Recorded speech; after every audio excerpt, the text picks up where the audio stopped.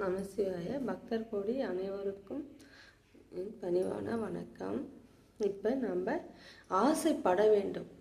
ஆசை எப்படி பட வேண்டும், எதற்காக நம்ம பட வேண்டும் என்றால், எல்லாவித பொருள்கள் மேலேயும் நம்ம ஆசை வைக்க வேண்டும். நம்ம எதற்காகவும் கஷ்டப்பட வேண்டிய அவசியம் இருக்காது.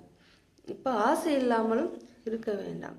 எந்த ஒரு பொருள் மேலேயும் ஆசை இருந்தால்தான் நம்மளுக்கு ஆனந்தம் கிடைக்கும், ஆரோக்கியம் கிடைக்கும், நம்மளுக்கு மன சந்தோஷமும் நம்மளுக்கு அதிகமாக கிடைக்கும்.